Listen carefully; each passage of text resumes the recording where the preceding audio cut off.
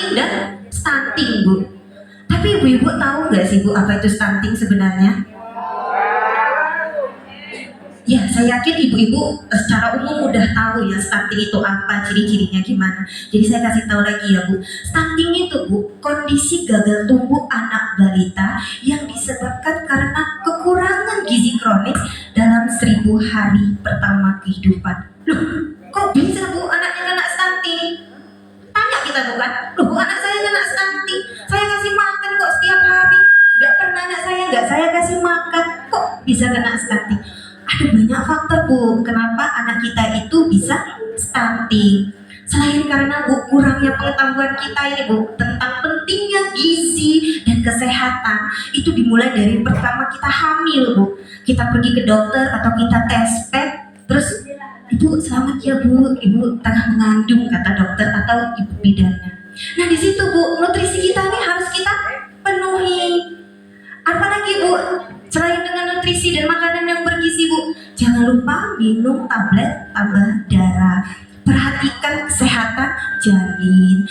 Jangan lupa Bu, sekarang kan kalau di desa-desa di kampung-kampung kita, itu di kampung saya juga Bu ada posyandu bumil Bu. Di sana itu banyak pemeriksaannya Bu. Selain kita diukur, ditimbang, kemudian ada senam-senam untuk ibu hamil biar rileks sedikit Bu. Biar kadang-kadang ibu-ibu kalau hamil sering stres nggak sih Bu? Bisa tanya nih ibu-ibu yang hamil, ibu kalau pas hamil nih kadang stres nggak Bu? Ada Bu kan? Nggak ada Bu, bahagia selalu, alhamdulillah Bu kalau selalu bahagia.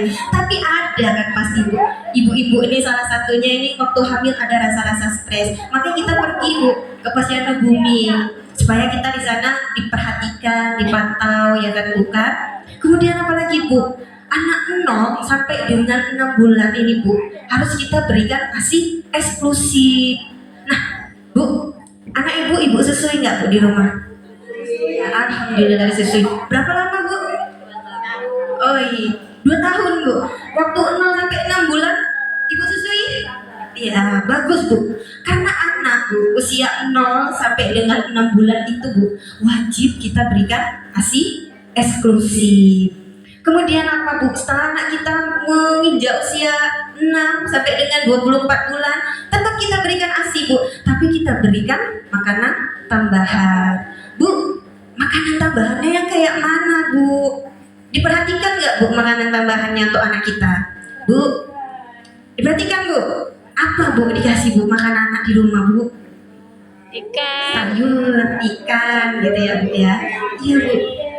Makanan pendamping ASI bagi anak usia 6 sampai 24 bulan ini Bu ada banyak ragamnya. Bu, ini saya tanya lagi nih Bu. Maaf nih Bu, saya banyak tanya ya kan. Dulu kita sering kan Bu dengar istilah 4 sehat 5 sempurna. Sering ya Bu ya? Ya kan? Tapi sekarang udah diganti Bu istilah 4 sehat 5 sempurna itu. Istilahnya diganti dengan isi piringku. Ini saya bawa contoh sih Bu. Iya karena saya maaf jatuh. Karena hari ini penyuluhan ini saya bawa gambar. Ini Bu dia isi piringku. Isi piringku ini apa aja Bu? Isi piringku ini Bu terdiri dari karbohidrat, kemudian terdiri dari sayur-sayuran, kemudian lauk pauk, lalu kemudian ada buah-buahan. Nah Bu, selain dengan isi piringnya Bu, ini juga ada gambar ya Bu di atas. Takarannya juga harus kita perhatikan Bu. Berapa sih Bu takaran yang tepat untuk kita isi di dalam piring anak kita atau piring kita sendiri? Itu 2/3-nya kita isi dengan karbohidrat. Karbohidrat apa sih Bu? Nggak ngerti, ya kan? Karbohidrat itu banyak ragamnya.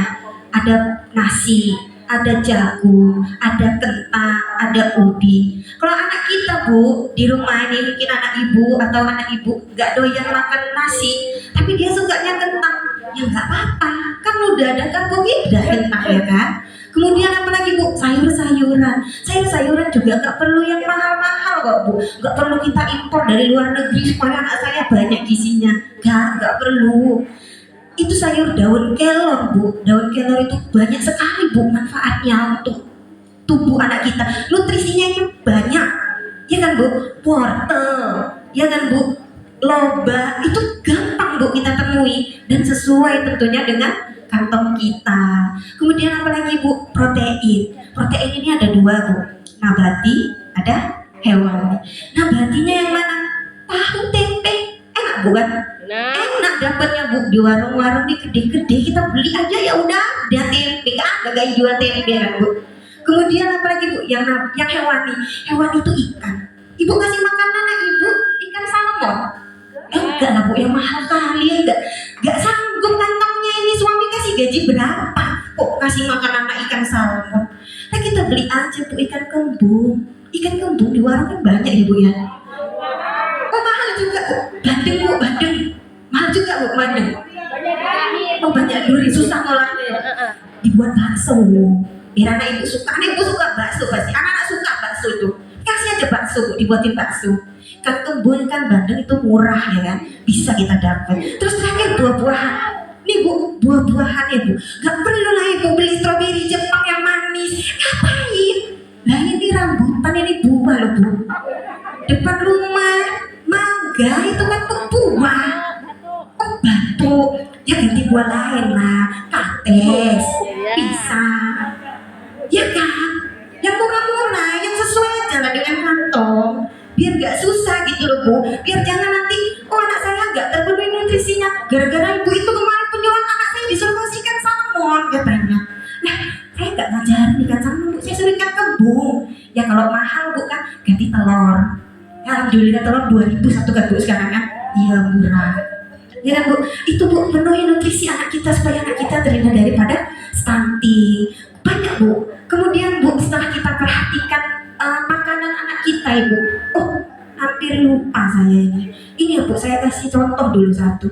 Ibu punya anak di rumah. Ini anak ibu lah, misalnya nih sekarang saya lihat ini, oh ini kira-kira 1 tahun, 11 bulan, 9 sampai dengan 12 bulan. Bu, tekstur makanan juga mempengaruhi loh bu, nutrisi untuk anak kita. Tekstur ini apa bentuk kalau nggak tahu tekstur bentuk makanan anak kita bu, ya kan? Tekstur makanan juga harus diperhatikan bu. Anak umur 9 sampai 11 bulan ini anak kita ini bu, anak kita ini nggak bisa makan ikan goreng sebiji kita kasih makan nak. Oh nggak bisa, belum bisa dia bu. Jadi makanannya itu harus kita lupa apa? Diapain bu makanannya di rumah bu? Diulek, iya diulek betul bu. Makanannya diulek, dilumat supaya jadi lembek. Ya kalau nggak tahu diulek, digiling nanti. Ya kalau nggak tahu diulek, digiling ya bu. Selain itu bu juga kita perhatikan bu lingkungan bu, sanitasi. Kita lihat bu jamban, terutama ya bu jamban. Apakah kita di rumah jambannya pasti nggak ada yang wis maaf ini bu maaf, nggak ada yang pakai wis terbang ya bu ya. Udah nggak ada lagi kan. Nah itu bu, jadi stunting ini bu adalah kondisi di mana anak kita menjadi gagal tumbuh karena kekurangan gizi. Maka kita harus memenuhi gizinya. Kemudian selain kita perhatikan gizinya, kita perhatikan lingkungan. Oh jangan lupa bu, ajarin anaknya cuci tangan. Saya lupa tadi ngasih tahu kan, ajarin anaknya cuci tangan supaya anak kita terhindar dari segala penyakit. Nah bu, saya rasa anaknya udah pada nangis ya bu ya. Udah nangis ya bu anaknya kan? Oh ya maaf ya dek, lama maaf ya bu. Udah bu, sampai sini saja saya rasa penjelasan saya pada hari ini. Saya akhiri dengan wabillahi taufiq wal hidayah. Assalamualaikum warahmatullahi wabarakatuh.